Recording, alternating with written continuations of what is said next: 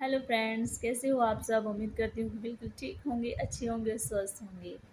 मैंने last time जो topic बनाया था बहुत धोने वाला टॉपिक बनाया था, क्योंकि उस दिन मैं बहुत ज़्यादा दुखी थी। आज थोड़ा अच्छा है, बेटर फील कर रही हूँ मैं अपने फिज़िकली और मेंटली दोनों से। कई बार सिचुएशन ऐसी हो जाती है कि हम एक तरीके से अंदर से बहुत ज़्यादा टूट जाते हैं। बट जैसे कि मैंने लास्ट टाइम भी बताया था कि मेरे को फील होता था कि जैसे मैं सब जाने वाली हूँ, पहुँचने वाली हूँ। लेकिन ये नहीं है कि हम किसी भी सिचुएशन से हार जाएं और फिर हम मतलब एक डिसीज़न ले लें कि जैसे अम, एक थे एक्टर सुशांत, सब जानते हैं, जो उन्होंने जो वो डिसीज़न लिया था तो वो बहुत गलत था। लेकिन ऐसा कई लोग लेते हैं कि वो अपनी ज़िंदगी से हार जाते हैं, अपनी फाइनेंशियली प्रॉब्लम से हार जाते हैं, अपनी फ़िज़िकली प्रॉब्लम से हार जाते हैं, अपनी फैमिली प्रॉब्लम से हार जाते हैं। तो ऐसा नहीं करना है आप सबको, क्योंकि ये एक दौर होता है, एक टाइम होता है, क्योंकि जैसे भगवान ने हर चीज़ के दो पहलू बनाए हैं।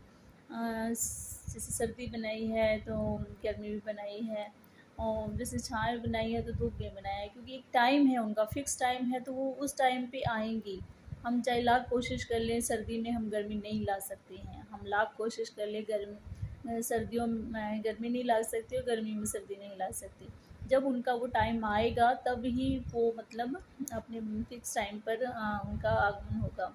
उसी तरह से है कि जब हमारे साथ सुख आते हैं तो ये हमें खुश होने की ज़रूरत नहीं है कि आज हम खुश हैं तो एनी टाइम मतलब ये लाइफ टाइम तक हमारे साथ रहने वाले हैं, क्योंकि हमें पता नहीं लगता कि अचानक से कब क्या हो जाता है।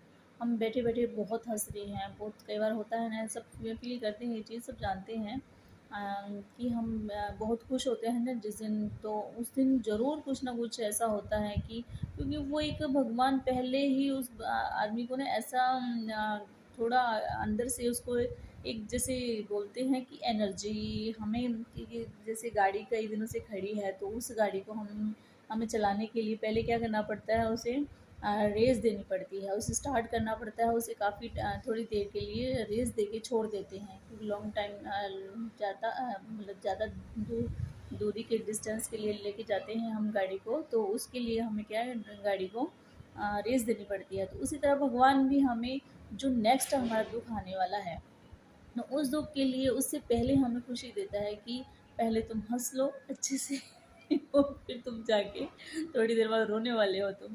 तो ये चीज़ ऐसा होती है, हर इंसान के साथ होती है, ये चीज़ हम फील भी करते हैं, मैं बताने की कोई ज़रूरत नहीं है। ऐसा कई बार ऐसे बोलते हैं ना, जैसे मम्मी भी बोलती है, छोटा सा बच्चा बेबी होता है छोटा सा, उसको वो हंसता है, किलकारियाँ मार मार कर हंसता है, तो फिर मत हंस, अभी थोड़ी देर में रोएगा तू, मत हंस, जितना हंस रहा है उतना ही रोएगा। तो एक ये है, होता है ऐसा, डेफ़िनेट होता है कि जिस दिन हम खुश होते हैं तो समझ लो कि मैं तो कोई वरना हँसती नहीं हूँ, मैं नहीं कल ज़्यादा खुश नहीं हूँ फालतू में और कहीं अभी थोड़ी देर बाद मेरे खुद के हस्बैंड के साथ ही लड़ाई हो जाए या फिर कुछ ऐसा माहौल क्रिएट हो जाए कि हमारे मतलब जो सुखों में, जो हँसी में है, वो विघ्न बाधा पड़ जाए।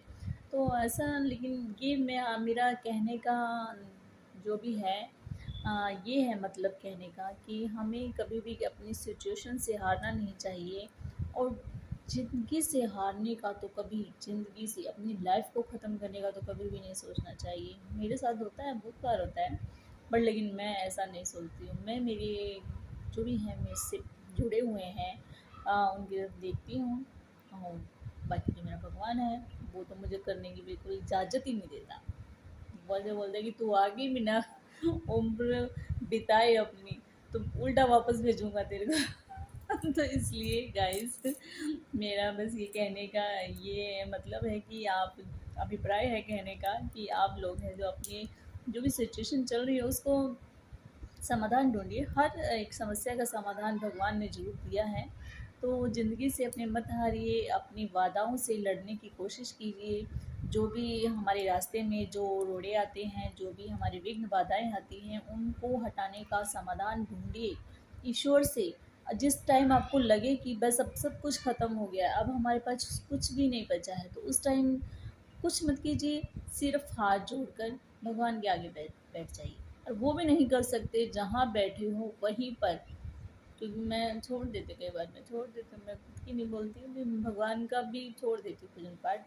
बट लेकिन ये है कि मन ही मन तो मेरे भगवान तो रहते ही हैं। अ, जहाँ बैठे हो बस ये सोचते रहो, क्योंकि जहाँ अगर भगवान की आपने पूजा की है तो भगवान आपका साथ कभी नहीं छोड़ेंगे। आप बेशक भगवान का साथ छोड़ो मेरी तरह लेकिन भगवान आपका साथ नहीं छोड़ेंगे। तो बस जियो अपनी ज़िंदगी, क्योंकि ज़िंदगी हमें बार बार नहीं मिलती है, कभी कभी भगवान देता है। 7 करोड़ जो भी योनियाँ हैं, पता नहीं कितनी जो भी हैं, कितनी 33 करोड़ नहीं, 33 करोड़ तो देवता होते हैं सॉरी, जो भी है उन योनियों को बीतने के बाद में ही हमें ये जो है मनुष्य जूनी मिलती है। तो उसका जो है फ़ायदा उठाइए, उसका मज़ा लीजिए, उसकी आनंद लीजिए, और खुद लीजिए और दूसरों को भी दीजिए। Okay bye. हैप्पी नवरात्रि आने वाले हैं। माता जी की अच्छे से पूजा कीजिए, जो माता रानी आपकी सभी मनोकामनाएं पूर्ण करे। और जो श्राद्ध में जो जो तिथि जो आपकी मनाई जाती है, जिस जिस तिथि की जो भी है, आपके जो घर में बुज़ुर्ग मतलब जिनकी एक्सपायर हुए हैं, जिनकी डेथ हुई है, तो उनका श्राद्ध अच्छे से निकालिए, तर्पण कीजिए, जिनसे उनको भी, क्योंकि एक ये हमारे घर में हमारे बुजुर्ग होते हैं, जो हमारी एक अदृश्य शक्ति, जो हमें हमारी हर किसी भी विघ्न से हमारी रक्षा करती है, हम आपत्तियों से रक्षा करती है, तो उनको भी मनाना बहुत ज़रूरी है। देवताओं के साथ साथ हमें भी पितरों को भी मनाना ज़रूरी है। तो अपने पितरों के तर्पण के लिए जो भी है उपाय बन सकते हैं आपसे कीजिए। ये ज़रूरी नहीं है कि हम जिसके काबिल नहीं हैं, हम जिसके मतलब हम नहीं कर सकते हैं, तो क्योंकि भाव के ही भूखे होते हैं। कहते हैं ना कि अगर तुम किसी को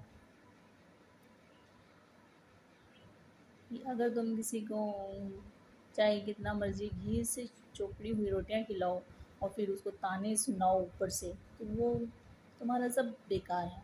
और तुम किसी को रूखी सूखी भी ऐसे खाना खा लो, तो मतलब ऐसे मन ऐसे भर जाता है ना कि हाँ देखो, इसके पास कुछ भी नहीं था लेकिन इसने फिर भी मेरे को पूछा। Okay bye, take care.